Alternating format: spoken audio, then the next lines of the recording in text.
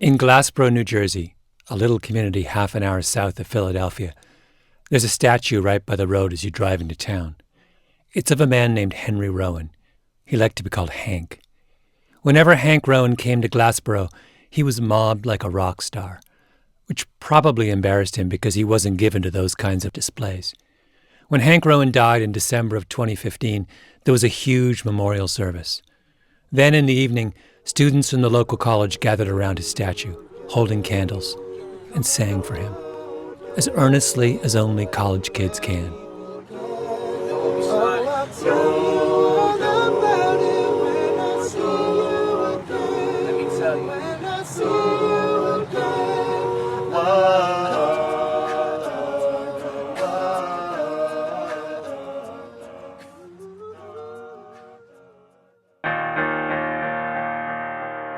My name is Malcolm Gladwell.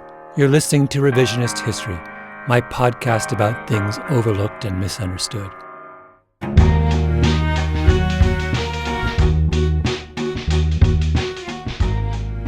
This episode is my eulogy for Hank Rowan. I never met him, but he's a hero of mine. I want to understand why he didn't become everyone's hero. Why Hank Rowan's example didn't spread beyond Glassboro, New Jersey.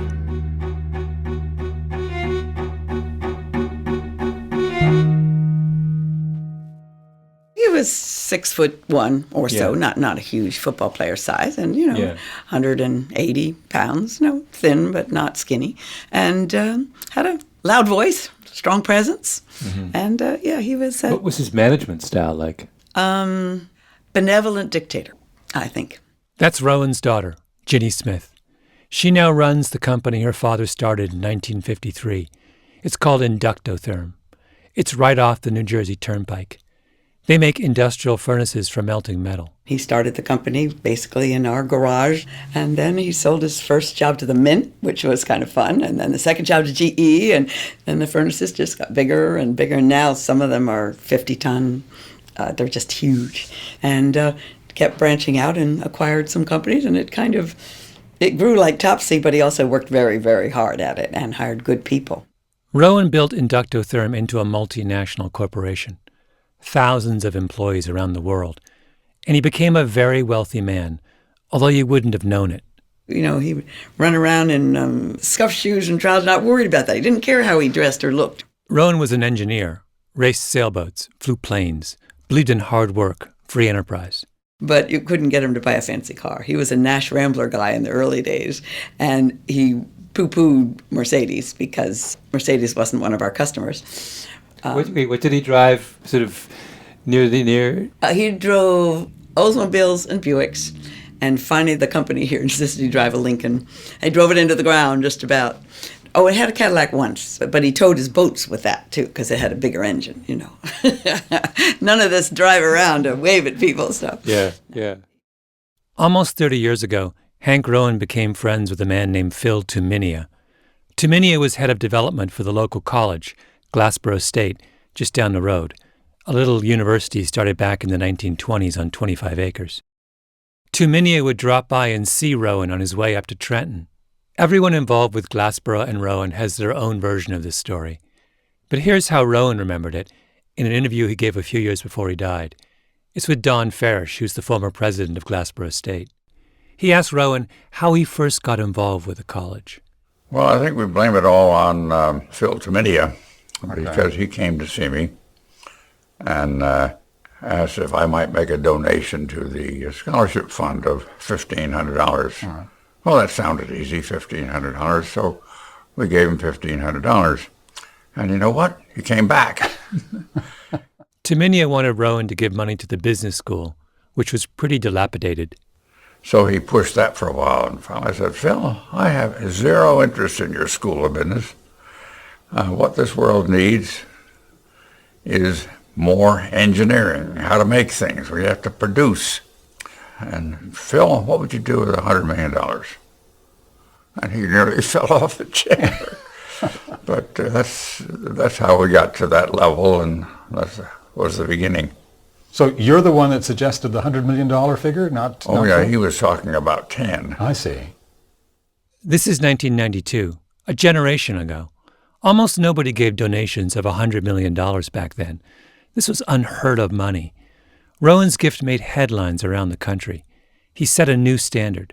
Did you think it changed the world? You're damn right it did. At Rowan's memorial service, Phil Tuminia gets up and says, I think accurately, that Rowan is the person who triggered what has become one of the greatest explosions in educational philanthropy since the days of Andrew Carnegie and the Rockefellers. From July of 1992 until the end of that decade, 20 gifts of $100 million or more were given out in this country. According to the Chronicle of Philanthropy, as of right now, spring of 2016, we're up to 87 gifts of $100 million or more to higher education. So everyone followed Rowan's lead, except not really. Rowan gave his money to Glassboro State College, a public university in a sleepy little town in South Jersey that no one had ever heard of. The college was close to broke. At the time, they had an endowment of $787,000. But the people who followed Hank Rowan, who were inspired by the size of his donation, almost all of them gave money to wealthy, prestigious schools. Let me just read to you the names of some of the educational institutions that have received the largest donations in American history. Ready? In 2013, the billionaire co-founder of Nike, Phil Knight, pledged $500 million to the Oregon Health and Science University in Portland. Okay, not the most prestigious institution in America. But wait. Then come three $400 million donations. The first is the billionaire John Kluge's gift to Columbia University in 2007. The second is the hedge fund manager John Paulson's gift to Harvard University in 2015. The third is Phil Knight's gift to Stanford University in 2016. And after that, in order, here are the universities that get the biggest donations: Johns Hopkins, Harvard again, University of Chicago, Princeton, Tufts, Carnegie Mellon, Cornell, Yale, Penn, Claremont McKenna, Columbia again, Baylor, USC, Columbia a third time, Michigan, University of California, Wisconsin. I could go on if you want, through all 87, but basically we're talking about the same wealthy elite schools getting the biggest donations again and again. Hank Rowan did something unprecedented, and nobody followed him.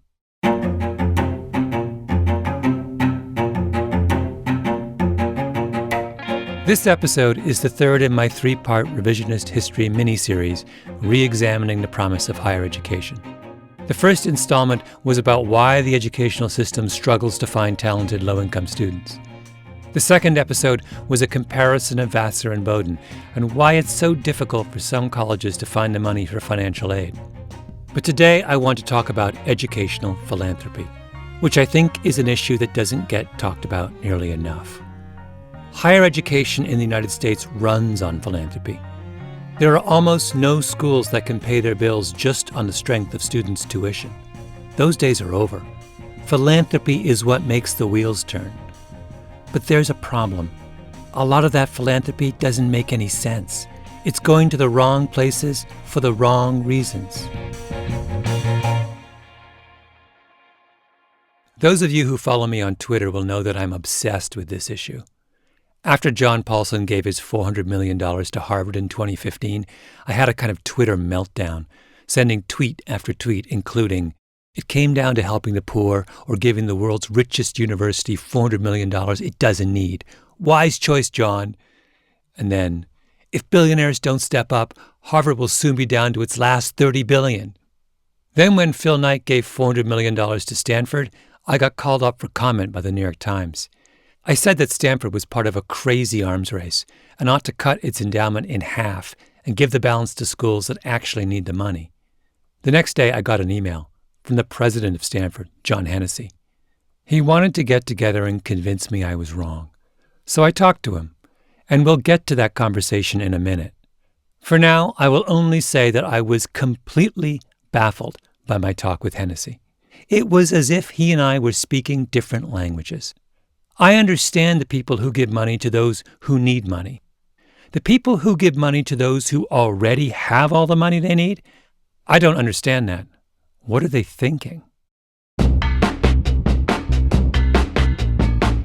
Let me run an idea by you, which I think helps to frame this question.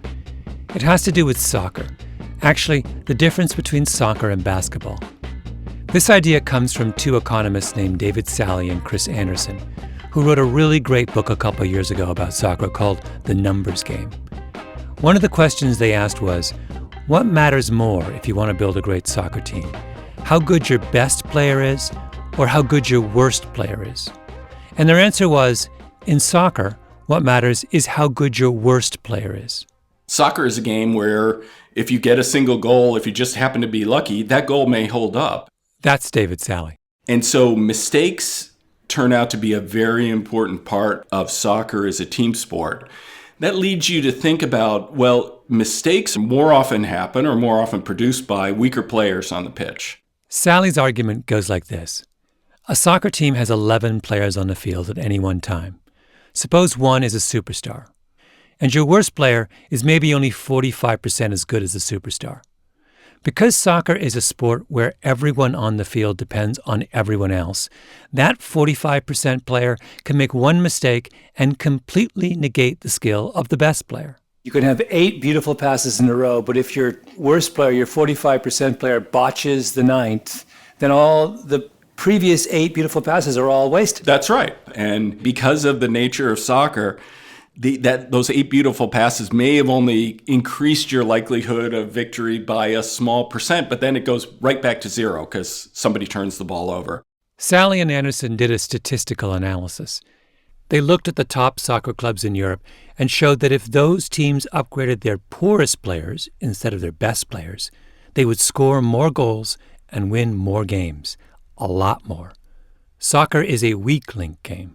Yes, having a better superstar was, of course, better, but actually having a better end of the bench or 11th guy on the pitch was actually more influential to whether you won matches or not. Which would be the exact opposite of basketball. Yeah. Basketball is probably the opposite end of the continuum from, if you think about soccer as maybe the weakest link sport, basketball is probably the most superstar-driven team sport that we have. Even the greatest basketball teams often have one, and sometimes even 2 players who are barely better than mediocre. What matters in basketball is not how good your 5th player is, it's how good your superstar is. It's a strong link game. Think about Lionel Messi, maybe the greatest soccer player of his generation, versus Michael Jordan, the greatest basketball player of his generation.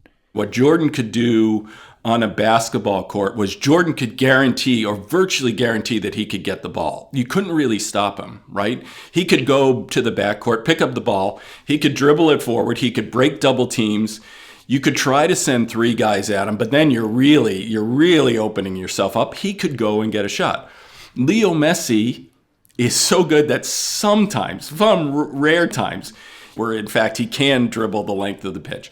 But the fact is that he in most instances, he really can't. He needs those 8 beautiful passes to set him up. And then he could do something amazingly transcendent with it.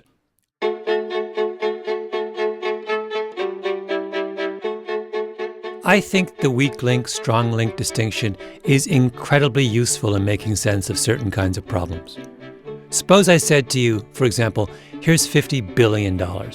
Spend it in a way that makes air travel in the United States more efficient. The last thing you would do is to go to Denver, which has that big, gorgeous new airport, and make it even bigger and even more gorgeous. No, you'd go to the worst and most crowded airports in the country, LaGuardia, Newark, Kennedy, and make them better. Because every single day, delays at Newark and LaGuardia and Kennedy ripple across the country and delay planes everywhere. You'd spend all $50 billion in New York. If you do that, you're essentially saying air travel in the United States is a weak link problem. We're limited by how good our appalling New York airports are, more than by how good our best airports are. Here's another example. One of the great puzzles of the Industrial Revolution is why it began in England. Why not France or Germany?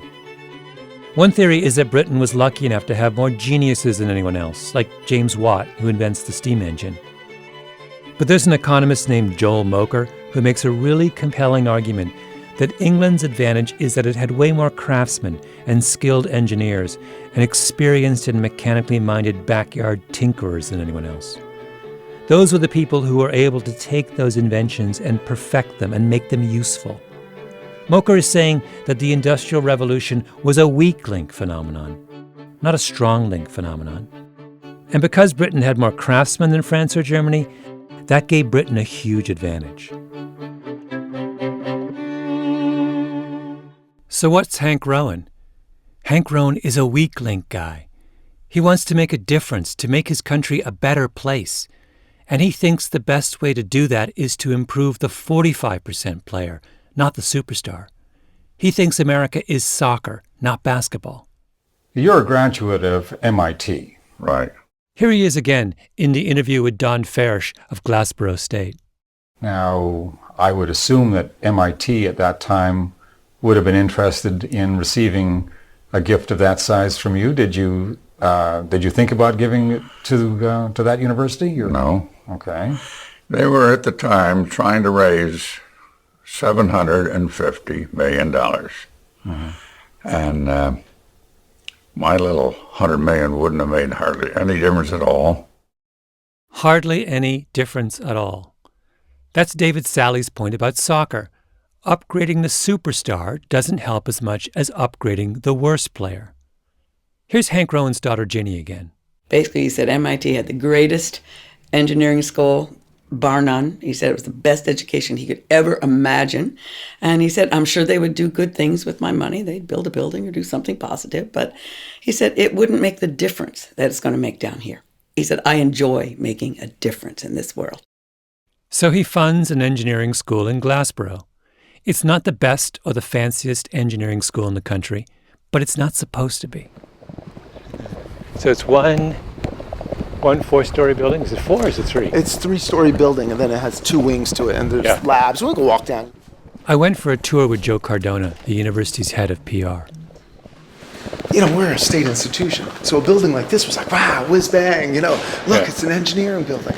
Yeah. And so here, why don't we just walk down the hall down this? Yeah. The school was built in the mid-1990s for 500 students. They've now crammed 750 into the building, while they wait for a new annex to be finished next door. Eventually, they want to double the school's size. The point is not to be more exclusive. It's to get bigger, to serve more students. Cardona and I stopped by a lab where a group of students were working on a Baja car, basically a home-engineered dune buggy that will race against other engineering schools on an endurance course. So we got some aircraft-grade aluminum, and we have a 2-axis water jet cutter that can cut out profiles, and we designed a part that's bolted together. That way, it's nice and strong, and they're graded bolts, but if it does break, you can replace individual pieces without having to make a whole new assembly. The 4 students I meet, Matt, Sean, Owen, and Kyle, all grew up around here. Are most of the students in the engineering school from New Jersey? I would say a good majority, but not all of them. Yeah. Net tuition in-state is about $9,000 a year, which is pretty reasonable for an engineering school. 95% get jobs in engineering when they graduate. And we really want to do what I call a blue-collar research. Research that is practical, that people can see the tangible result of. Ali Hushman, the university's president. He's an immigrant from Iran. He grew up in a slum in Tehran, 5th in a family of 10. People used to ask me to compare it. I said the best comparison would be to tell you, if you have seen Slumdog Millionaire, you look at that, this one was twice as hard and tough. Oh, wow. Yes. We're a very close family, but very poor. I mean, poor to the extent that you would walk in the streets without shoes. Hushman runs marathons, which is kind of what you'd expect, right, for someone who made it out of the slums of Tehran. A typical student at the engineering school, where are they from? Can you give me a kind of profile of a profile of a kid from engineering? A father is a, fireman, mom is a teacher, the kid has been going to a public school, he's from 40 miles from here, and he's just a brilliant young man or woman, gone through public school and got great scores and very much focused. He's you, in other words. Yes. School full of Ali. Yes. Houses, yeah. That's the beauty of it, Malcolm. That's why I say it's a blue-collar university. Now, I'm convinced by Ali Hushman and by Hank Rowan. I think American society really is soccer. We're so interdependent and we need so many perfect passes to score a goal that our challenges are weak link, not strong link. What matters is how good our 11th player is, not our first. We're in a second industrial revolution, and the lesson of this one isn't any different from the lesson of the last one. But it's really hard to get people to accept weak link arguments. David Sally, the economist who studied soccer, says he'll go to some billionaire oligarch who owns an English Premier League team and say, don't spend your £80 million on one superstar player. Spend it on 4 pretty good players at £20 million each. But the oligarch doesn't want to hear that. If the oligarch is only worried about winning soccer matches, I can sell that. That's believable. Oligarchs buy teams for many other reasons, including wanting to hang out with really good-looking soccer strikers and wanting to sell a lot of shirts. A weak link strategy is not going to be the most glamorous thing. And that's the problem. Superstars are glamorous. Nobel Prize winners are glamorous. Regional universities in rural South Jersey and solid, capable midfielders are not. What people remember are the unbelievably beautiful goals. It's a brilliant run from Messi. Did it go all the way? It's one of the great Copa del Rey final goals. They may not realize that the 7 maybe less glamorous passes that set up that 8th beautiful through ball were maybe arguably just as important, but they were much more mundane and they just involved simple movement to open spaces, and people don't adequately value that. When we asked ourselves the question, what could Stanford do to make a better contribution to the world? We quickly converged on building a scholarship program that would bring the most talented students and prepare them to be leaders in the world, to lead on attacking the important problems. John Hennessy, president of Stanford University since 2000, widely considered one of the greatest presidents in Stanford history. As I began to think about the end of my term as president, I started to think, was there something else perhaps we could do where we could build on everything we've put in place at Stanford and offer something that would be a great thing for the world? Not long before we talked, I took a walk across the Stanford campus, and it's like entering a shrine to higher education. Everything is gleaming, gorgeous, groomed, green. That's all Hennessy's work. He's transformed the school, doubled the endowment from $11 to $22 billion, made it into maybe the greatest university in the world. When we talked, he was just about to retire and thinking about his legacy. Many people, myself included, became increasingly concerned about what we saw as a void in great leadership around the world, in the public sector as well as in the private sector. Hennessy decided he wanted to start a graduate program, kind of like the Rhodes Scholarship. Every year, it would bring 100 of the brightest, most accomplished college grads from around the world to Stanford and let them apply their minds to the problems of the world. He goes to his deans, then his trustees. Everyone loves the idea. And then over the summer, last summer, I went to Phil Knight and explained the idea to him, and he was enthusiastic about it and came back a month later and said he'd help us make it happen. Remember, Phil Knight is the co-founder of Nike, a billionaire many times over, and a serious philanthropist. How did you pick Phil Knight as someone to approach? Was he the first person you approached? I knew Phil had been concerned about leadership globally. He and I had had a good working relationship. So he ends up giving $400 million. How does one arrive at that number? Is that a number you suggested to him, or? It's roughly half. I mean, our goal is somewhere in the 750 to 800 to implement the entire program, secure it permanently. And so I think in the past, finding a naming gift that of that scale is probably necessary, and then you can find gifts to fill in the rest of it. It was my criticism of the Phil Knight donation that led Hennessy to get in touch with me. He wanted to explain his thinking, which is John Hennessy wants to do a great thing for the world. So he sets up an $800 million graduate program for 100 elite students. He's the anti-Rowan, right? Hank Rowan wanted to start at the bottom and tries to lift as many people up as possible. Hennessy starts at the top and lavishes $800 million on the most exclusive group he can find. Rowan is a weak link guy. His world is soccer. Hennessy is playing basketball, and he wants to focus his billions on the superstars. In the time you've been at Stanford, the endowment went from what? From 11 to 22, is that right? Yeah, probably about 11 to 22, right. Most of that's endowment returns, not mostly gifts, but there's some gifts in there too, obviously. How much is enough for an institution like Stanford? How much is enough? I think if our ambitions don't grow, then I think you do reach a point where you have enough money. And I would hope that our ambitions for what we want to do as an institution, both in our teaching and our research, grow. In other words, there really isn't such a thing at Stanford as enough money. The school's ambitions are always growing, so its endowment should too. Just because you already have more resources than almost anyone else doesn't mean you should stop collecting even more resources. Hennessy is a hardcore strong linker. Hypothetically, if, Bill Gates or Larry Ellison came to you and said, I'm giving you $10 billion. I'm retiring and I'm giving it all. My will says everything goes to Stanford.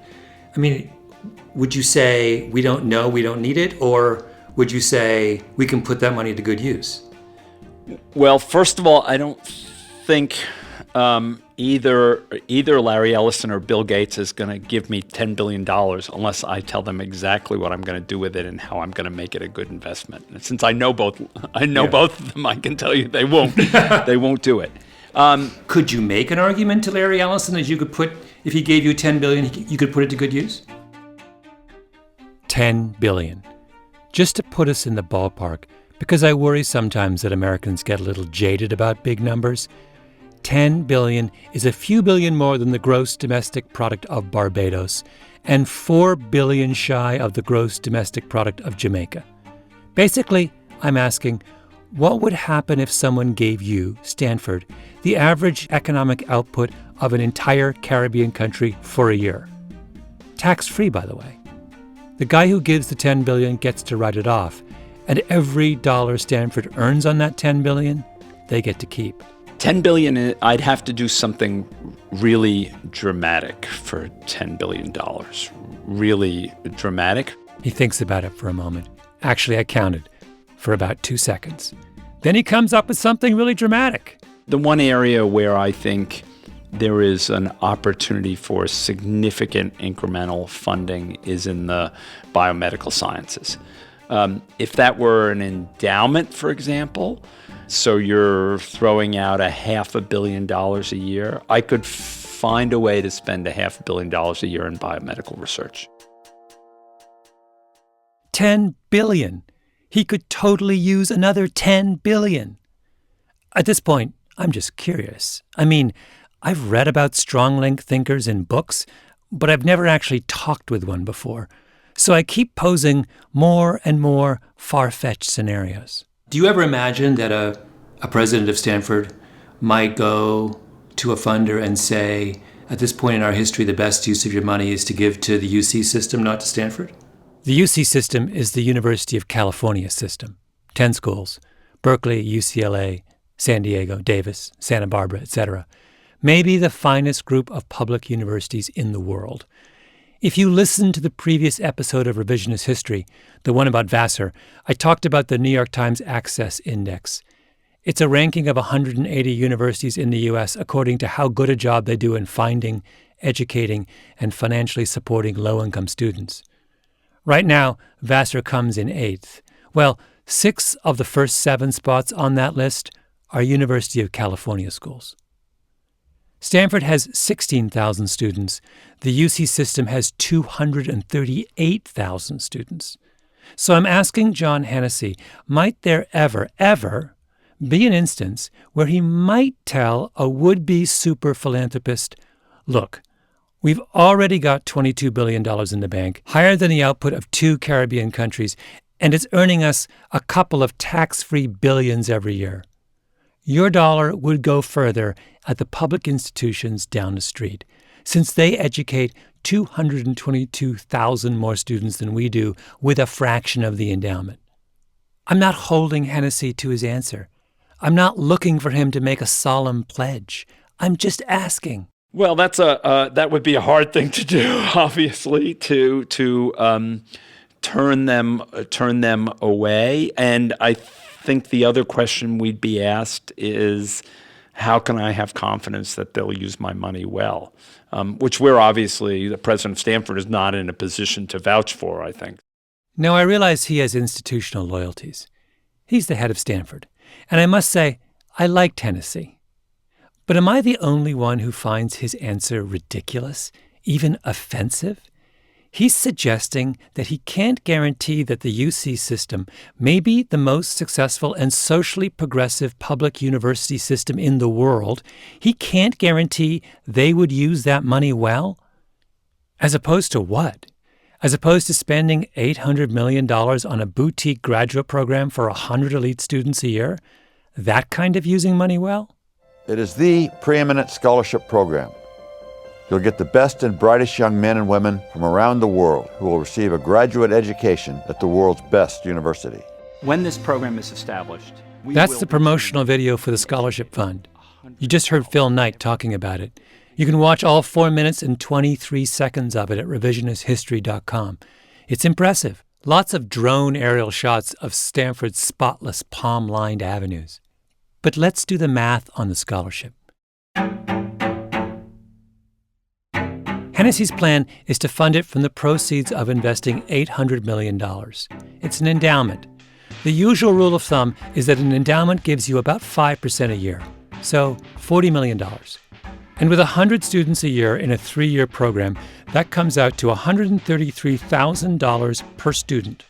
$133,000 per student per year. Are precious metals also involved? Helicopters? Are they doing this on a beach at St. Bart's? When Hennessy announced this scholarship, he gave an example of the kind of issues that perhaps these mega scholars could tackle. He thought that they could look at the effects of the $100 million gift that the Facebook founder Mark Zuckerberg gave to the Newark, New Jersey public school system. Newark historically has some of the worst public schools in the country.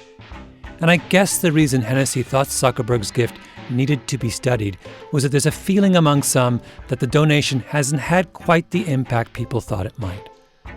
This is the exact quote Hennessy gave to the New York Times. Nobody understood the real difficulty in making significant change in the public education system. The first thing that the Strong Link guy wants to do with his crack team of $800 million scholars is critique the weak link decision to spend $100 million on poor kids. A billionaire gives a fortune to an elite school in order to understand why another billionaire's donation to a poor school isn't working out. And what if Stanford's mega million-dollar scholars can't answer that question? Should another billionaire give even more money to an even more elite school to answer the question of why the $400 million gift to study the $100 million gift hasn't worked out? Please stop me before I tweet again. I'm not saying that the strong link approach is never appropriate. I grew up in Canada in the 1970s, and at that time, the country had lots of good universities. But there was a feeling that what the country needed was at least one world-class science and technology university. So they created that, the University of Waterloo, and it was a great idea. But the United States today is not Canada in the 1970s. It does not suffer from an excess of egalitarianism. It suffers from the opposite problem. Its strong links have never been stronger. And when you make strong link arguments at a time like now, you end up sounding ridiculous. Just listen. February 2014. The billionaire hedge fund manager Ken Griffin gives $150 million to Harvard. It's to support Harvard's financial aid program. Here's what the president of Harvard says. Ken Griffin's extraordinary philanthropy is opening Harvard's gates wider to the most talented students in the world, no matter their economic circumstances. And here's what Ken Griffin says. My goal with this gift is to make sure, and this is the exact quote, that our nation's best and brightest have continued access to this outstanding institution. Now, let me remind you, at the time of Griffin's gift, Harvard had an endowment of $36 billion. So a billionaire gives $150 million to an institution that has an endowment of $36 billion because he thinks the school needs help opening its gates wider to the most talented students in the world. Because he's worried that $36 billion might not be enough to ensure continued access to this outstanding institution. These two comments were not off-the-cuff remarks. I'm reading them from the official Harvard press release. Trained professionals perfected those quotes. Smart, Harvard-educated people approved them. They probably sat down in teams around a long oak antique conference table dating back to the 1800s and came up with what they thought was the most compelling justification for why giving another $150 million to Harvard is a good idea. Is that the best they could come up with? We're talking because I, as you know, have been critical of I'm part of the backlash, I guess. Back to my conversation with John Hennessy of Stanford. And I'm just curious about how common or how often do you run into backlash, to people saying enough with some of these large, am I a lonely voice, or is this something that you have encountered a lot and think about a lot? We don't encounter it a lot. I would say, I think the reason we probably don't encounter it is that we don't view this as who gets the biggest slice of pie here. We view it as what can we do that's transformative? How can we increase our contribution to the world? I mentioned maybe the most obvious criticism of what Stanford is doing, and he says, we don't encounter it a lot.